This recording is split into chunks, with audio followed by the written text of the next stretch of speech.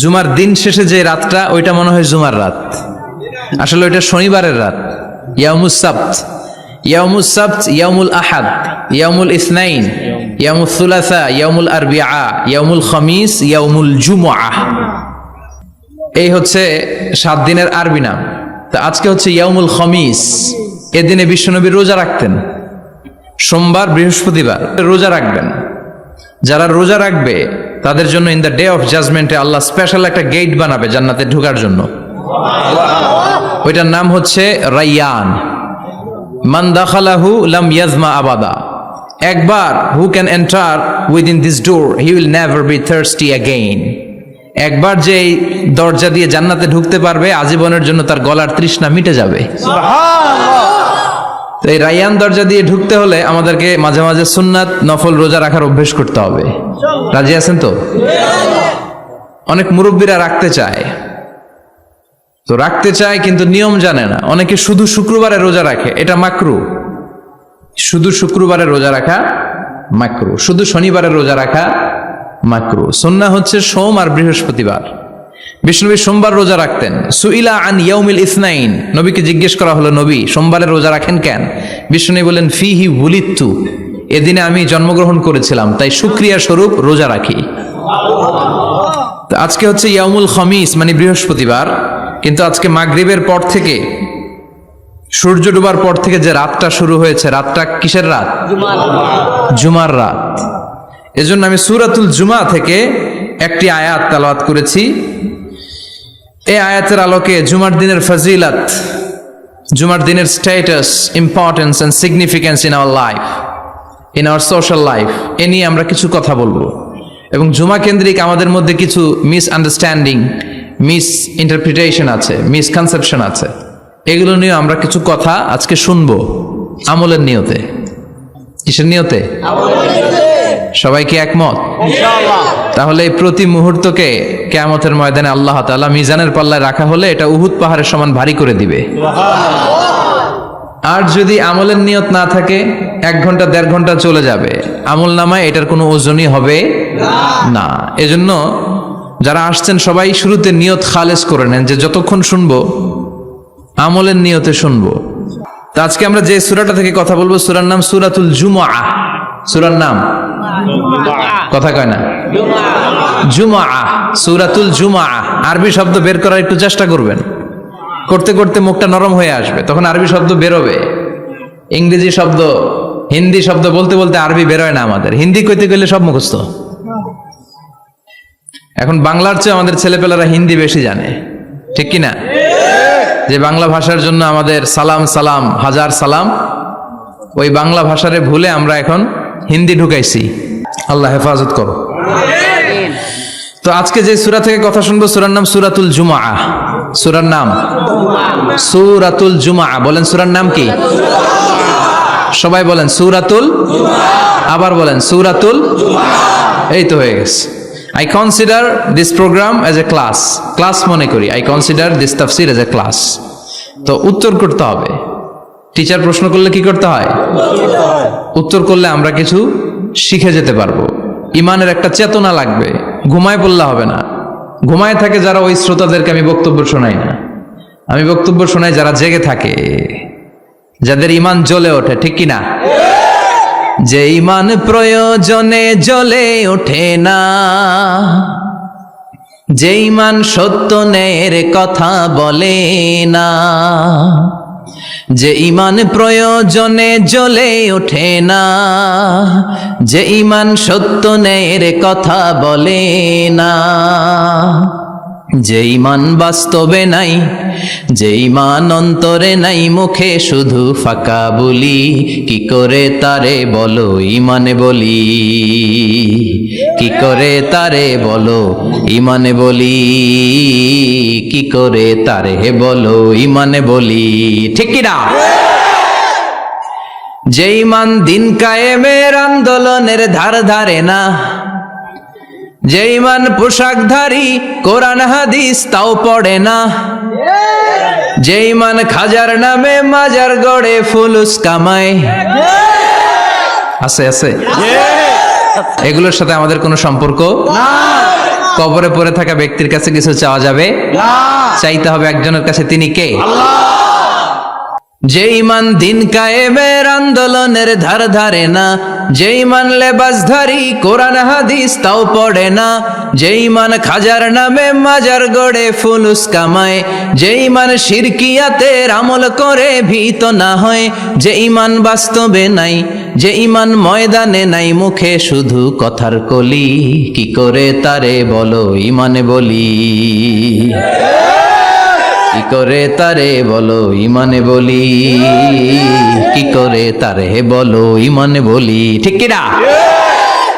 এজন্য মুমিন জ্বলে উঠবে আপন শক্তিতে, আপন শক্তিতে জ্বলে উঠবে ইমানদারেরা ইমানের তেজে। চিল্লায় বলেন ঠিক কিনা? সূরার নাম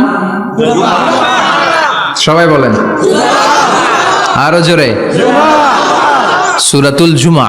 এটা মাদানী সূরা। কি সূরা? বিশ্বনবীর লাইফের দুইটা ইনিংস, একটা মাক্কি ইনিংস আর একটা মাদানী ইনিংস। মাক্কি ইনিংস 13 বছর, কয় বছর? মাদানী ইনিংস 10 বছর, কয় বছর? মনে থাকবে? এটা বিশ্বনবীর সেকেন্ড ইনিংসে নাজিল হয়েছে। সুবহানাল্লাহ কইবেন না? মাদানী ইনিংসে নাজিল হয়েছে এই সূরা, মাক্কি ইনিংসে নয়। বিশ্বনবীর মাক্কি জীবন আর মাদানী জীবনের কিছু পার্থক্য আছে। মাক্কি জীবনে বিশ্বনবী খুব নীরব ছিলেন, চুপিসারে তাওহীদের কথা বলতেন। মাক্কি জীবনে বিশ্বনবী সবচেয়ে বেশি ফোকাস দিয়েছেন তাওহীদের প্রতি। কিসের প্রতি? তাওহীদেরই মুর্শিদ আমার মুহাম্মাদের নাম বলো, মুহাম্মাদের নাম, আল্লাহর নাম জপলে বুঝতে পারি, আল্লাহরই কালাম বলো মুহাম্মাদের নাম। ওই নামেরই রশি ধরে যাই আল্লাহর পথে, ওই নামেরই ভেলায় চড়ে ভাসি নূরের স্রোতে, ওই নামের বাতি জেলে দেখি আরশের মুকাম বলো মুহাম্মাদের নাম। তাওহীদেরই মুর্শিদ আমার মুহাম্মাদের নাম বলো মুহাম্মাদের নাম। পড়েন আল্লাহু আকবার। মাক্কি ইনিংসের কর্মসূচি ছিল তাওহীদ, ছিল রিসালাত, ছিল আখিরাত, এগুলোর কথা বিশ্বনবী বুঝিয়েছেন। আর মাদানী ইনিংসে বিশ্বনবী সশস্ত্র সংগ্রাম করেছেন। ইসলাম শান্তিপূর্ণ ঠিক আছে, কিন্তু ইসলামের পিঠ যখন দেয়ালে লেগে যায় তখন ইসলামেরও সামনে বাড়ানোর দরকার আছে না নাই? যে ইমান প্রয়োজনে জ্বলে ওঠে না, জ্বলে উঠেছিলেন বিশ্বনবী আপন শক্তিতে, ঠিক কি না? তো এটা মাদানী ইনিংসের সূরা, এটা মাক্কি জীবনের সূরা নয়। আমরা এই সূরার আলোকে আজকে শোনার চেষ্টা করব যে জুমার দিনের, জুমার সালাতের এত গুরুত্ব কেন। বিশ্বনবী জুমার দিনকে বলেছেন ঈদের দিন। কিসের দিন? কথা বলেন। আমাদের দুইটা ঈদ আছে না? ঈদুল ফিতর, ঈদুল আজহা। এর পাশাপাশি জুমার দিনকেও বিষ্ণু ইসা ইসলাম বলেছেন হাদা ইয়াউমুল ঈদ, হাদা ইয়াউমুন জাআলাহুল্লাহু লাকুম ঈদান। তাবারানির হাদিস। বিষ্ণু বলেছেন এটা এমন দিন যে দিনটাকে আল্লাহ তাআলা তোমাদের জন্য ঈদের দিন হিসেবে ঘোষণা দিয়েছেন। পড়েন আলহামদুলিল্লাহ। আল্লাহ তাআলার একটা বৈশিষ্ট্য হচ্ছে সুন্নাতুল্লাহি ফিত তাফদিল। এক এক জিনিসের উপর আল্লাহ এক এক জিনিসকে বৈশিষ্ট্যমণ্ডিত করেন, মর্যাদা দান করেন। ফাদ্দালা জামানান আলা জামান কামা ফাদ্দালা মাকানান আলা মাকান, ইনসানান আলা ইনসান। আল্লাহ ব্যক্তির উপর ব্যক্তিকে প্রাধান্য দেন, আল্লাহ সময়ের উপর সময়কে প্রাধান্য দেন, আল্লাহ স্থানের উপর স্থানকে প্রাধান্য দেন। এটা আল্লাহর সুন্নাত। এটা আল্লাহর কি? সুন্নাতুল্লাহি ফিত তাফদিল। ফাদ্দালা জামানান আলা জামান কামা ফাদ্দালা মাকানান আলা মাকান, ইনসানান আলা ইনসান। পৃথিবীর সব মানুষগুলো একরকম নয়, এক মর্যাদার নয়। আবার লক্ষাধিক নবী আল্লাহ দুনিয়ায় পাঠিয়েছেন, সব নবীর মর্যাদাগুলো কি সমান নাকি? সব নবীদের মধ্য থেকে বিশ্ব নবীর মর্যাদা বাড়িয়ে দিয়েছে কে? আল্লাহ। আবার পৃথিবীতে শহরের শেষ নাই, হাজার হাজার শহর, হাজার হাজার লক্ষ লক্ষ শহরের মধ্য থেকে মক্কা শহরের মর্যাদা বাড়িয়ে দিয়েছে কে? আল্লাহ। আবার এই পৃথিবীতে অনেকগুলো সময় আছে, অনেকগুলো রাত্রি আছে, অনেকগুলো ক্ষণ আছে, অনেকগুলো মুহূর্ত আছে। একটা মুহূর্তের উপর আরেকটা মুহূর্তকে প্রাধান্য দিয়েছে কে? বলেন তো, পৃথিবীতে সবচাইতে 365 দিনের মধ্যে শ্রেষ্ঠ দিন কোনটা? আরাফার দিন। কোন দিন? কথা বলেন। হজে যারা গিয়েছেন আরাফার দিন দেখেছেন না? ইজহার রেদা পরে আমরা লাব্বাইক আল্লাহুম্মা লাব্বাইক বলি। এটা সারা বছরের মধ্যে শ্রেষ্ঠ দিন। আল আরাফা আল হাজ্জু আরাফা, আরাফাটাই হজ। কেউ যদি আরাফার দিনে থাকতে পারে তার হজ হয়ে গেছে। আলহামদুলিল্লাহ কোন? আলহামদুলিল্লাহ। আর হজে সব করেছে, আরাফা করে নাই, হজ হবে না। কথা বলেন, হজ হবে না। তার মানে বছরের শ্রেষ্ঠ দিন আরাফার দিন। এদিন আল্লাহ এত সংখ্যক বান্দাকে একসাথে ক্ষমার ঘোষণা দেন, বছরের কোন দিন এত মানুষকে ক্ষমা করেন না। সুবহানাল্লাহ। আবার শয়তান ওই দিনে এতটা লাঞ্ছিত বোধ করে, এতটা অপমান বোধ করে, বছরের কোন দিন শয়তান এত অপমানিত হয় না। এজন্য বিশ্বনবী বলেছেন খায়রুদ দুআ দুআ ও আরাফা, সবচাইতে শ্রেষ্ঠ দোয়া আরাফার দিনের দোয়া। বিশ্বনবী বলেন আরাফার দিনে একটা দোয়া আমি করি, আমার আগে সব নবীরা এই দোয়াটা করতেন। দোয়াটা হলো লা ইলাহা ইল্লাল্লাহ ওয়াহদাহু লা শারীকা লাহ লাহুল মুলকু ওয়া লাহুল হামদু ওয়া হুয়া আলা কুল্লি শাইইন কাদির। সুবহানাল্লাহ পড়েন। সুবহানাল্লাহ। মুখস্থ আছে না দোয়াটা? এটা পড়বেন। বিশ্বনবী আরাফার ময়দানে এই দোয়াটা পড়তেন। তাহলে বোঝা গেল বছরের সব দিন সমান না। সব দিন সমান না। বছরের সবচেয়ে শ্রেষ্ঠ দিন হচ্ছে আরাফার দিন। কোন দিন? এবার বলেন বছরের সবচেয়ে শ্রেষ্ঠতম রাত কোনটা? কদরের রাত। ইন্না আনজালনাহু ফি লাইলাতুল কদর। ইন্না আনজালনাহু ফি লাইলাতিল কদরি ওয়া মা আদরাকা মা লাইলাতুল কদর লাইলাতুল কদরি খায়রুম মিন আলফি শাহর। হাজার মাসের চেয়ে সেরা। ওই রাতে আবাদত করলে হাজার মাস যাবত আবাদত করলে যেই সওয়াব, ওই পরিমাণ সওয়াব আমলনামায় তুলে দিবে কে? শ্রেষ্ঠ রাত কদরের রাত। এবার বলেন বছরের সবচাইতে শ্রেষ্ঠতম মাস কোনটা? রমজান মাস। শাহরু রমাদান আল্লাযী উনজিলা ফীহিল কুরআন। যে মাসে কোরআন নাজিল হয়েছে এই মাসের চেয়ে শ্রেষ্ঠ কোনো মাস থাকতে পারে? চিল্লায় বলেন থাকতে পারে? তার মানে বছরের শ্রেষ্ঠ দিন আরাফার দিন, বছরের শ্রেষ্ঠ রাত কদরের রাত, বছরের শ্রেষ্ঠতম মাস রমজান মাস। এবার বলেন সপ্তাহের মধ্যে শ্রেষ্ঠতম দিন কোনটা? বিশ্বনবী বললেন সাইয়্যিদুল আইয়াম, leader of the all days in the week. সপ্তাহের যতগুলো দিন আছে 7টা দিনের সর্দার হচ্ছে ইয়াউমুল জুমা, জুমার দিন। চিল্লায় পড়েন আল্লাহু আকবার। তার মানে বছরের শ্রেষ্ঠ দিন আরাফার দিন, বছরের শ্রেষ্ঠ রাত কদরের রাত, শ্রেষ্ঠ মাস রমজান মাস। আর 7 দিনের মধ্যে শ্রেষ্ঠতম দিন হচ্ছে জুমার দিন। কোন দিন? জুমার দিন। এই সূরাতুল জুমা নিয়ে আমরা কথা শুনবো ইনশাআল্লাহ। বলেন ইনশাআল্লাহ। এটা সাধারণ দিন নয়। ফিহি খালাকাল্লাহু আদম, কালকের এই দিনটায়, এই জুমার দিনে আল্লাহ তাআলা সাইয়েদনা আদম আলাইহিস সালামকে তৈরি করেছে। সুবহানাল্লাহ। বিশ্বনবী বলেন লাম্মা খালাকাল্লাহু আদম ওয়া কানা তুলুহু 60 যিরাআন। আল্লাহ তাআলা যখন আদম আলাইহিস সালামকে তৈরি করলেন 60 হাত লম্বা করে তৈরি করলেন। সুবহানাল্লাহ। আর আমরাও যারা জান্নাতে ঢুকবো আমাদের আকৃতি থাকবে 60 হাত লম্বা। মজা করে সুবহানাল্লাহ পড়তে পারলেন না? আল্লাহ সাইয়েদনা আদমকে তৈরি করলেন এই জুমার দিনে। আবার সাইয়েদনা আদম আলাইহিস সালামকে পৃথিবীর বুকে তিনি পাঠিয়ে দিয়েছিলেন এই জুমার দিনে। সুবহানাল্লাহ। কুল নাহবিতু মিনহা জামিআ, O Adam go down with your wife, তোমার স্ত্রী হাওয়াকে নিয়ে পৃথিবীতে নামো। সাইয়েদনা আদম আলাইহিস সালামকে আল্লাহ তাআলা পাঠিয়েছিলেন শ্রীলঙ্কার একটা পাহাড়ে, অ্যাডামস পিক। ওখানে ঐতিহাসিকভাবে প্রমাণিত, এটা হাদিসে নেই, কুতুবুত তারিখে এসেছে। শ্রীলঙ্কা একটা পাহাড় আছে কলম্বো থেকে অনেক দূর, ওই পাহাড়ের চূড়ায় সাইয়েদনা আদম আলাইহিস সালামের ফুটপ্রিন্ট আছে। ফুটপ্রিন্ট মানে পায়ের ছাপ। সুবহানাল্লাহ পড়ে। সুবহানাল্লাহ। এটারে বলে ফিঙ্গারপ্রিন্ট। এটারে কি বলে? ফিঙ্গারপ্রিন্ট। পায়ের গুলারে ফিটপ্রিন্ট। একজনের আঙ্গুলের ছাপের সাথে একজনের আঙ্গুলের ছাপের মিল নাই। শুধু তাই না, আমার এই আঙ্গুলের সাথে এই আঙ্গুলের ছাপের কোনো মিল নাই। আয়াহসাবুল ইনসানু আল্লান নাজমা ইযামা বালা কাদিরিনা আলা আন নুসাউবিয়া বানানা। আল্লাহ বলেন গোলাম তুমি মনে করেছো তোমার হাড্ডি গুড্ডি পচে যাবে, তোমাকে আমি একত্রিত করে আবার বানাতে পারবো না? বানানো তো অনেক দূরের কথা, আমি যে তোমার আঙ্গুলের ছাপগুলো সংরক্ষণ করে রেখেছি। চিল্লায় পড়েন আল্লাহু আকবার।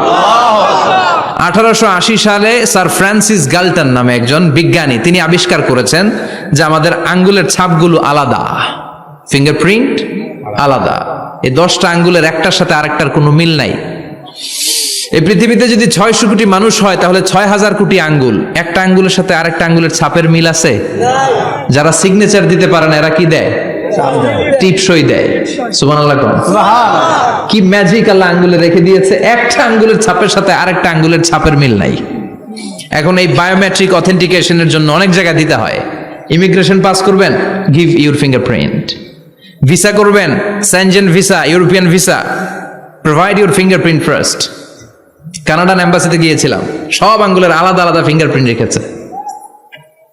এখন এটা অথেন্টিকেশনের জন্য সিকিউরিটি পারপাস খুব গুরুত্বপূর্ণ, কিন্তু 1500 বছর আগে, 1880 মানে কি 200 বছরও তো না, 200 বছর আগে বিজ্ঞানীরা আবিষ্কার করলো। 1500 বছর আগে সূরাতুল কিয়ামার ভিতরে ফিঙ্গারপ্রিন্টের কথা বলেছে কে? আল্লাহ। আর পায়েরটারে বলে ফুটপ্রিন্ট। এটা প্রাণীদের ক্ষেত্রে প্রযোজ্য, কারণ প্রাণীদের আঙ্গুল নাই, আছে? ওদের আছে পা। বাঘের কয় পা? কথা কয় না, 4 পা। বাঘের হাত কয়টা? হাত নাই, ওদের পা। ফলে ওদের ফুটপ্রিন্ট লাগে। সুন্দরবনে কয়টা বাঘ আছে এটার একটা হিসাব আছে। কি করে বলে, কেমন করে হিসাব করে? বাঘের কাছে যে গুনে, চেহারা তো একরকম, একটারে 3 বার গণবে। কথা কন, কিভাবে গনে তাহলে? বাঘসুমারি হয় কিভাবে? ফুটপ্রিন্ট, পায়ের ছাপ। একটা বাঘের পায়ের ছাপের সাথে আরেকটা বাঘের পায়ের ছাপের কোনো মিল নাই। আবার কাবা ঘরের পাশে একটা ছোট্ট জায়গা আছে, এই জায়গার মধ্যে রাব্বুল আলামিন সব নবীদের পিতা সাইয়েদনা ইব্রাহিম আলাইহিস সালামের ফুটপ্রিন্ট রেখে দিয়েছেন। ওয়াত্তাখিযু মিম মাকামি ইব্রাহিম মুসাল্লা, সাইয়েদনা ইব্রাহিমের দাঁড়ানোর জায়গায় তোমরা নামাজের জায়গা করে নাও। আল্লাহু আকবার। সাইয়েদনা ইব্রাহিম আলাইহিস সালামের পায়ের ছাপ আছে কিন্তু মাকাম ইব্রাহিমে, আর সাইয়েদনা আদম আলাইহিস সালামের পায়ের ছাপ আছে অ্যাডামস পিকে, শ্রীলঙ্কার ওই পাহাড়ে। তো যেদিন আদম আলাইহিস সালামকে আল্লাহ ওখানে পাঠিয়ে দিয়েছিলেন, ওই দিনটা ছিল জুমার দিন। সুবহানাল্লাহ নাই? সুবহানাল্লাহ বাড়িতে যায় বলেন, চিল্লায় পড়েন আল্লাহু আকবার। এরপরে সাইয়েদনা আদমকে পাঠানো হলো শ্রীলঙ্কায়, সাইয়্যিদাতুনা হাওয়া আলাইহিস সালামকে পাঠিয়ে দেয়া হলো সৌদি আরবের জেদ্দা শহরে। আরবিতে জেদ্দা বা জাদ্দা মানে দাদি, জেদ্দাতুন বা জাদ্দাতুন মানে কি? দাদি। হাওয়া আলাইহিস সালাম আমাদের সবার দাদি, ঠিক কিনা? ওনার নামে এই শহরের নাম। বছরের পর বছর সাইয়েদনা আদম আলাইহিস সালাম এবং হাওয়া আলাইহিস সালাম আল্লাহর কাছে ক্ষমা চাইলেন, আল্লাহ ভুল করে নিষিদ্ধ গাছের ফল খেয়েছি, তুমি মাফ করে দাও। আল্লাহ বললেন, আদম কয়েকটা কালিমা শিখিয়ে দেব, এই কালিমাগুলো পড়ে আমার কাছে দোয়া করো, আমি কবুল করে নিব। আল্লাহু আকবার। আল্লাহ শিখিয়ে দিলেন আর বললেন, আদম পড়া, রাব্বানা যালামনা আনফুসানা ওয়া ইল্লাম তাগফির লানা ওয়া তারহামনা লানাকুনান্না মিনাল খাসিরিন। ও আল্লাহ, জুলুম করেছি নাফসের উপর, ভুল করেছি, অন্যায় করেছি, আপনি যদি ক্ষমা না করে দেন আমরা শেষ হয়ে যাব, আমরা হালাক হয়ে যাব, ক্ষতিগ্রস্তদের মধ্যে শামিল হয়ে যাব, ঠিক কিনা?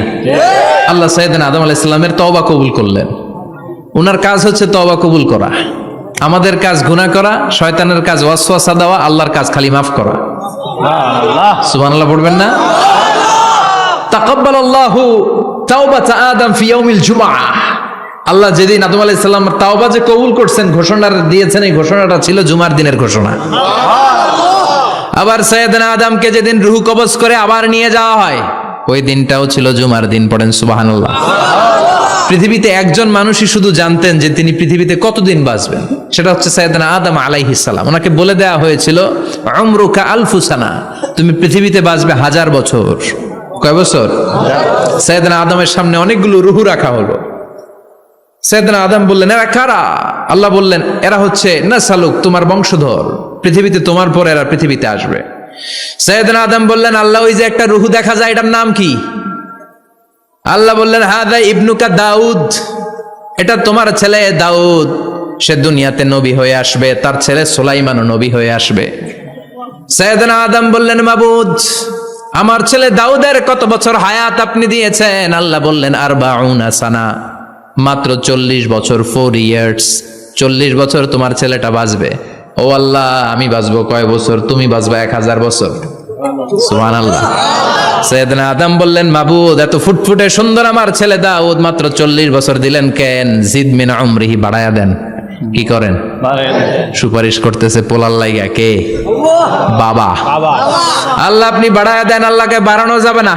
লেখা হয়ে গেছে, রুফিআতিল আকলাম ওয়া জাফফাতিস সুহুফ, কলম তুলে নেওয়া হয়েছে আর কালি শুকায় গেছে, আর কিছু করা যাবে না। সাইয়েদনা আদম বললেন, মাবুদ আমার 1000 বছর কেন দিলেন?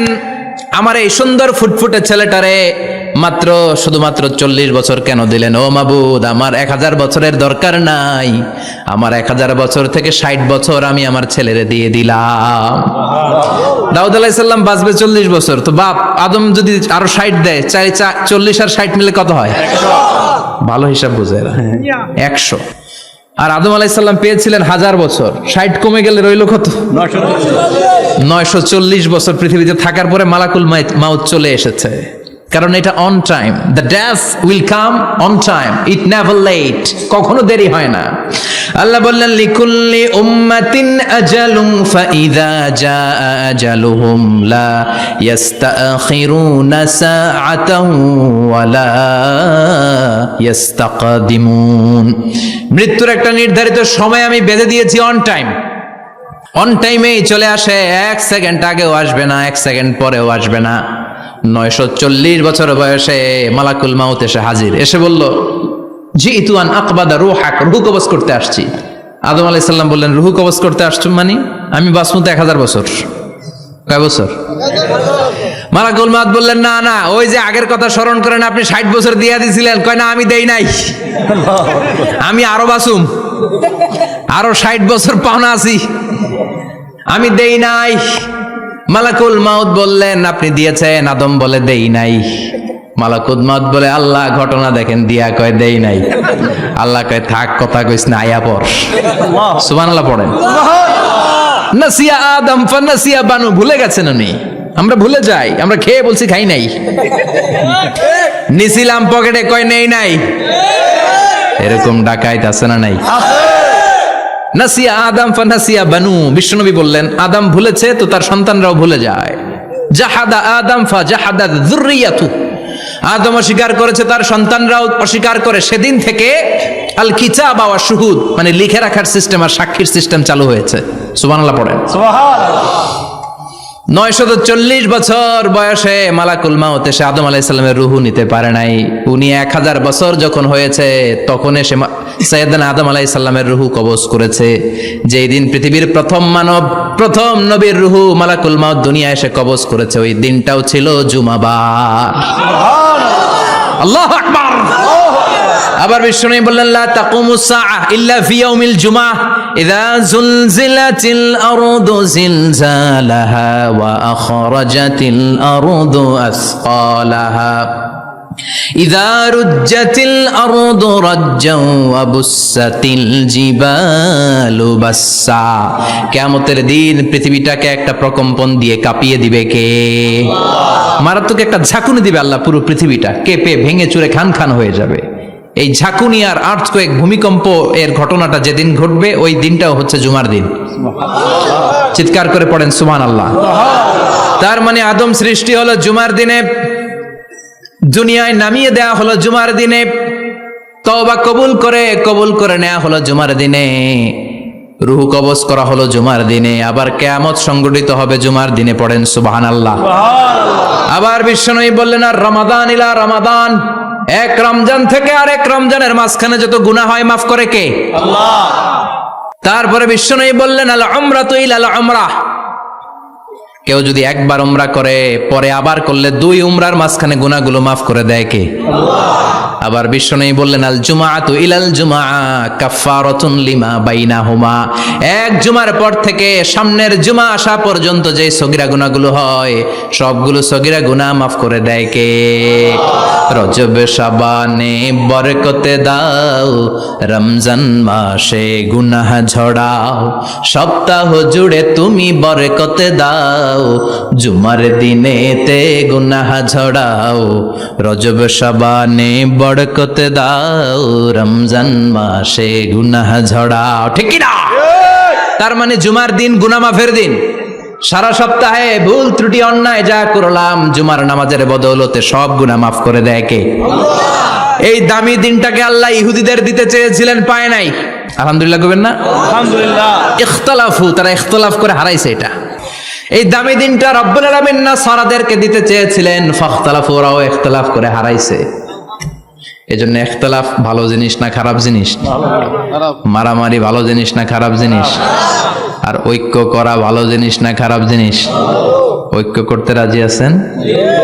ইহুদিদেরকে আল্লাহ দিতে চাইলেন, ইখতিলাফ করে হারাইছে। নাসারারাও হারাইছে। ফাজা আল্লাহু বিনা ফাহাদানা বিহাদা দ্বীন। রব্বুল আলামিন এই দিনটা আমাদেরকে দিলেন, আমরা ইখতিলাফ করি নাই, বিশ্বনবীর হাতে হাত রেখে ঐক্য করে ঘোষণা দিয়েছি জুমার দিন আমাদের সাপ্তাহিক দিন। সুবহানাল্লাহ। বিশ্বনবী বলেন ফাগাদান লিল ইয়াহুদ, সাপ্তাহিক আনন্দের দিন ইহুদিদের জন্য হচ্ছে শনিবার, ইয়ামুস সাbt, ও বাদা গাদ লিন নাসারা, আর খ্রিস্টানদের জন্য হচ্ছে রবিবার, আর আমাদের জন্য হচ্ছে শুক্রবার। চিল্লায় পড়েন আল্লাহু আকবার। তার মানে জুমার দিন, জুমাবারের মর্যাদা বেশি না কম? চিল্লায় বলেন বেশি না কম? জুমার দিন সকালবেলা ফজরের নামাজের পর থেকে ফেরেশতারা যতগুলো মসজিদে জুমা অনুষ্ঠিত হয় ওই মসজিদে ঢোকার প্রতিটা দরজার মধ্যে দাঁড়িয়ে থাকে। কারা কারা আগে আগে জুমার নামাজ পড়ার জন্য মসজিদে যায়, প্রত্যেকের নামগুলো একটা জান্নাতের রেজিস্ট্রি খাতার মধ্যে তুলে নেয়। এই নামগুলো স্পেশালি আল্লাহর কাছে পাঠানোর জন্য। সুবহানাল্লাহ কইবেন না? ডানে বায়ে সামনে পেছনে যতগুলো দরজা, প্রতিটা দরজায় ফেরেশতারা বসে থাকে। কে আগে আসলো নাম তুলে দেয়। তুলতে তুলতে তুলতে তুলতে খতিব সাহেব যখন খুতবা দেওয়ার জন্য মিম্বারে যেয়ে বসে যায়, ফেরেশতারা তাদের খাতা বন্ধ করে তারাও খতিব সাহেবের সামনে জুমার খুতবা শোনার জন্য বসে যায়। পড়েন সুবহানাল্লাহ। প্রথম জুমার দিন জুমার মসজিদে যে ঢুকবে, বিশ্বনবী বললেন আল্লাহর রাস্তায় একটা উট কুরবানি দিলে যেই সওয়াব, এই সওয়াব আল্লাহ আমলনামায় দিয়ে দেয়। দ্বিতীয় পর্যায়ে যে ঢুকে, বিশ্বনবী বললেন বাকারা, গরু কুরবানির সওয়াব পায়। তিন নম্বরে যে ঢুকবে, বিশ্বনবী বললেন কাবসা, হাদিসের ভাষায় এসেছে আল কাবাস, কাবাস মানে হলো বকরি, বকরি কুরবানির সওয়াব। চার নম্বরে যে ঢুকবে তার হচ্ছে দাজাজা, দাজাজা মানে মুরগি। পাঁচ নম্বরে যে ঢুকবে, বিশ্বনবী বললেন বাইদা, নোয়াখালীরা কয় বয়দা, আমরা কই আন্ডা, কুমিল্লায় কই ডিম। আছে না নাই? এক দেশের কত ভাষা, এক দেশের গালি আরেক দেশের বুলি। আমরা বলি ছেলে, কুষ্টিয়ায় বলে পুত্র, আরেক জায়গায় গেলে বলে হুত, আরেক জায়গায় গেলে বলে ফোয়া। আছে না নাই? এক এলাকায় বলে বেটা ছেলে, ছেলেদেরকে বেটা ছেলে, মরদ ফোয়া, মরদ ফোয়া হইতে না, মরদ ফোয়া হদ্দে। আহা, কি ভাষার বৈশিষ্ট্য! তো যেটা আমরা বলি ডিম, কোথাও বলে আন্ডা, কোথাও বলে বয়দা। তো এই বয়দা আল্লাহর রাস্তায় দান করে দিলে যেই সওয়াব, পঞ্চম ব্যক্তি ওই সওয়াব পাবে। এই 5 জনের পরে আর লেখালেখি নাই, বাকিদেরটা নরমাল এন্ট্রি করে সব ফেরেশতারা খুতবা শোনার জন্য বসে যায়। সুবহানাল্লাহ। তো জুমার দিনে আগে আগে যাবেন তো? সবাই রাজি আছেন? চিৎকার করে পড়েন ইনশাআল্লাহ। আলহামদুলিল্লাহ, আমরা এই জুমার দিনটাকে রাষ্ট্রীয় ছুটির দিন হিসেবে পেয়েছি, পাইছি না? 1984 সালে হুসাইন মোহাম্মদ এরশাদ সাহেব এই ভালো কাজ করছিলেন। উনি সব করছে জীবনে, স্বৈরাচারীও করছে, ভালো কাজও করছে। তো খারাপটা আর আমরা না বলি, যেটা ভালো এটাই বলি। উনার কারণে আজ অবধি এই 84 থেকে আজ 34 বছর বাংলাদেশের রাষ্ট্রীয়ভাবে সাপ্তাহিক ছুটির দিন কোনটা? আলহামদুলিল্লাহ কইবেন না? এই উসিলায় আল্লাহ ওনারে মাফ করুক। পৃথিবীর অনেক দেশে কিন্তু শুক্রবার ছুটির দিন না। আমি বছরের বেশিরভাগ সময় মালয়েশিয়াতে থাকি, মালয়েশিয়ার সাপ্তাহিক ছুটির দিন রবিবার। খ্রিস্টানদের সাথে অনেক বিজনেস তাদের মেনটেন করতে হয়, তো তারা যদি শুক্রবারে ছুটির দিন করে তাহলে সপ্তাহে 2 দিন ব্যবসা বাণিজ্য কাটা পড়ে যায়। নিজেদের কারণে শুক্রবার বন্ধ, যাদের সাথে বিজনেস ওদের কারণে রবিবার বন্ধ। আমরা আলহামদুলিল্লাহ আল্লাহর দেয় পবিত্র দিনটাতে পেয়েছি জুমাবার। আলহামদুলিল্লাহ পড়েন আলহামদুলিল্লাহ। এজন্য বিশ্বনবী বললেন খবরদার এদিনের নামাজ মিস করো না।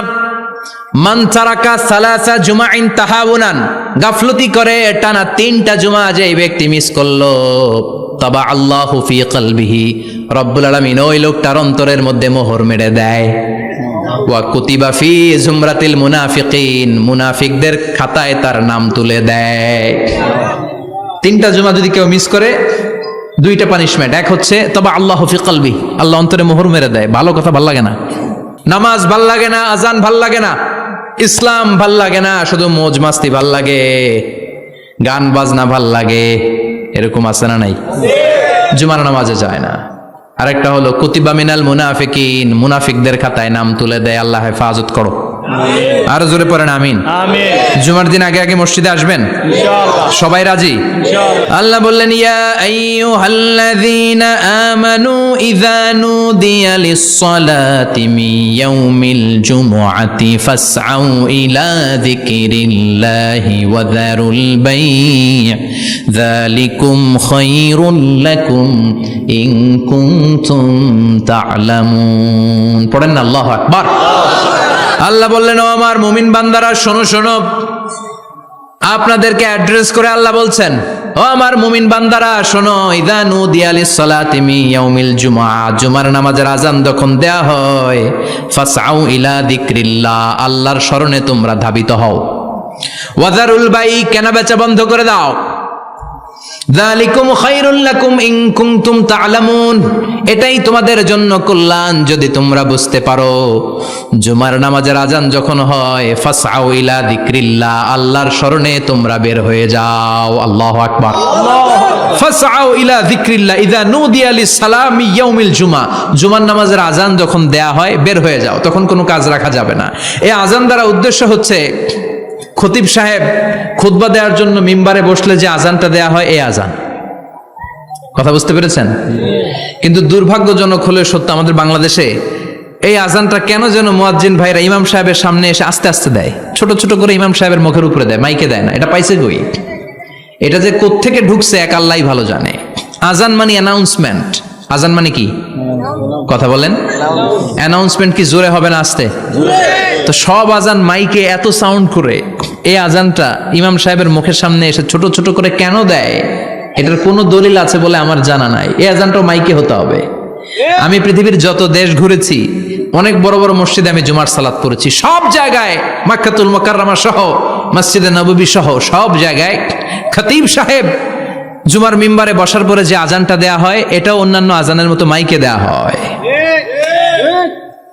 আল্লাহ বললেন ইযা নুদিয়া লিস-সালামি ইয়াউমিল জুমআ, জুমার দিনের আজান যখন দেয়া হয়, এই আজান দ্বারা উদ্দেশ্য হচ্ছে খতিব বসলে যে আজান 12:30 12:15 দিকে যে আজান, এই আজান উদ্দেশ্য নয়। বিশ্বনবীর সময়ে এই 12:30 12:15 দিকে যে আজান ছিল, এটা ছিল না। বিশ্বনবীর সময় ছিল না, আবু বকরের সময় ছিল না, সাইয়েদনা ওমর ফারুকের সময় ছিল না। এটা চালু হয়েছে সাইয়েদনা উসমান যুন্নুরাইনের সময়। তখন মদিনাতে মানুষের সংখ্যা অনেক বেড়ে গিয়েছে, লোকজন আর জায়গা হয় না, মুসল্লিতে ঠাসাঠাসি। উনি ঘোষণা দিলেন সুকে জাওরা, জাওরা নামক বিশাল একটা বাজার আছে, ঘোষণা দিলেন এখন থেকে ওই জায়গায় জুমার নামাজ হবে। মানুষ যেন আগ থেকে প্রস্তুতি নিয়ে আসতে পারে, এজন্য জাওরা নামক বাজারে উনি আর একটা আজান দেওয়ার প্রচলন করলেন। সুবহানাল্লাহ। সেখান থেকে আজ অবধি আমরা এই অতিরিক্ত আজানটা দিয়ে থাকি। এটা নবীর সুন্নাত না, এটা সাহাবীর সুন্নাত। বিশ্বনবীর সুন্নাহ মেনে নেওয়া যেমনি আবশ্যক, 4 খলিফার থেকে পাওয়া সুন্নাতগুলো মেনে নেওয়া আবশ্যক। বিশ্বনবী বললেন আলাইকুম বিসুন্নতি ওয়া সুন্নাতিল খুলাফায়ে রাশিদিন আল মাহদিয়িন, আমার সুন্নাত ধরবা, হেদায়েত প্রাপ্ত 4 খলিফার সুন্নাত ধরবা। কেমনে ধরবা? ইক্ষু চিনেন? ইক্ষু না গ্যান্ডারি নাকি আখ না কুশাইল? হ্যাঁ, আখ। কাঁচা আখ খায় কি করে? এই সামনের দাঁত দিয়ে ভাঙে না? সামনের দাঁত দিয়ে বলে ভাঙে, চাপার দাঁত দিয়ে, এই জায়গার দাঁত দিয়ে শক্ত করে ধরতে হয়। বিশ্বনবী বললেন আব্দু আলাইহা বিন নওয়াজিস, আমার সুন্নত আর সাহাবীদের সুন্নতকে চাপার দাঁত দিয়ে আঁকড়ে ধরো, যাতে ছুটে না যায়। চিল্লায় পড়েন আল্লাহু আকবার। এটা সাইয়েদনা উসমানের সুন্নাত। বিশ্বনবী বললেন ইযা নুদিয়া লিস-সালাহ মিন ইয়াউমিল জুমআতি ফাসআউ ইলা যিকরিল্লাহ, জুমার দিনের আযান যখন দেয়া হয়, ফাসআউ ইলা যিকরিল্লাহ, আল্লাহর স্মরণের দিকে ধাবিত হও। দেরি করো না। দেরি করা যাবে? আজান হইলে কোনো কাজ রাখবেন? কোনো ব্যস্ততা থাকবে? কাজ একটাই, জুমার নামাজ। চিল্লায় বলেন কাজ একটাই, সেটা কি? আল্লাহ বললেন ফাসআউ, ফাসআউ এর শাব্দিক অর্থ হচ্ছে দৌড়াও। আসলে কি? তো এই দৌড়াও দিয়ে আসলে দৌড়াও বোঝানো হয়নি, এটা দ্বারা বোঝানো হয়েছে আল মুবাদারা ওয়াল ইহতিমাম, ইম্পর্টেন্স দেয়া। এমফাসাইজ করা, গুরুত্বের সাথে আগে আগে প্রস্তুতি নাও। ফাসাও দ্বারা দৌড়ানো বোঝানো হয়নি, প্রমাণ কি? কারণ বিশ্বনবী দৌড়ে দৌড়ে নামাজে যেতে নিষেধ করেছেন। বিশ্বনবী বলেছেন ইদা উকিমাতিস সালাহ, মনোযোগ দিয়ে শুনেন, ইদা উকিমাতিস সালাতু ফালা তাতুহা তাসআউন ওয়া আতুহা তামশুন আলাইকুম বিসাকিনাহ ফামা আদরাকতুম ফাসাল্লু ওয়া মা ফাতাকুম ফাতিম্মু। যখন নামাজ শুরু হয়ে যায় দৌড়ে দৌড়ে যাবে না, তামশুন হেঁটে হেঁটে যাও, আলাইকুম বিসাকিনাহ ধীরে ধীরে যাও, ফামা আদরাকতুম ফাসাল্লু ইমাম সাহেবের সাথে যে যত রাকাত পাবা পড়বা, ওয়া মা ফাতাকুম ফাতিম্মু যেটা ছুটে যায় নিজে নিজে পড়ো, কবুল করে নিবে কে? আল্লাহ। কিন্তু দৌড়ে যায় নামাজ ধরা যাবে না, খবরদার, ধীরস্থির ভাবে যাবেন। হাঁটার মধ্যে একটা গুরুত্ব দিয়ে তাড়াতাড়ি ধরতে চাবেন, কিন্তু দৌড়ে যাওয়া যাবে নিষেধ করেছেন। অনেক মুসল্লিরা এটা করে। ধরেন মাগরিবের নামাজ, অজুখানাতে মুসল্লিরা অজু করতেছে, ইমাম সাহেব নামাজ শুরু করেছেন, আল কারিআতু মাল কারিআ ওমা আদরাকা মাল কারিআ, মুখস্থ আছে না সবার? মুসল্লি মনে করতেছে অজু হয়েছে আমার অর্ধেক, এখন যদি তাড়াতাড়ি অজু না করে দৌড় না দেই রাকাত পাওয়া যাবে? রাকাত পাওয়ার জন্য দিছে দৌড়। মসজিদে হচ্ছে টাইলসের মসজিদ, পিছলায় পয়রা মুসল্লি একদিকে, লুঙ্গি আরেকদিকে। আছে না নাই? আমার কাছে খবর আছে এরকম পা ভাঙছে অনেকের। রাকাত ধরার জন্য মুসল্লি তাড়াহুড়ো করে দিছে দৌড়, মুসল্লি একদিকে লুঙ্গি, ঠ্যাং ভাঙ্গা শেষ, এখন ল্যাংড়া। বিশ্বনবীর কথা মানে নাই, ওটারে ল্যাংড়া বানাইছে কে? এই জন্য বিশ্বনবী বললেন খবরদার দৌড়ে যাবে না, একামত হয়ে গেলে ধীরস্থির ভাবে যাও। কেননা দৌড়ে দৌড়ে আপনি কার দরবারে যাবেন? উনি তো সব রাজার বড় রাজা, মহারাজা। মহারাজার দরবারে তাড়াহুড়ো করা যায় নাকি? না। ফিট হয়ে কাপড় চোপড় পরে আতর টাতর মেখে ধীরস্থির ভাবে যাবেন। দৌড়ে গেলে আপনার হার্টবিট বেড়ে যাবে, আপনার ব্রেথ ইন ব্রেথ আউট, শ্বাস প্রশ্বাস বেড়ে যাবে। তো হাঁপানির চোটে তো আপনি হাঁপাতে থাকবেন। আপনি তাহিয়া পড়বেন কখন, তাসবিহ পড়বেন কখন, আল্লাহর প্রশংসা করবেন কখন? চিল্লা এখন ঠিক কিনা?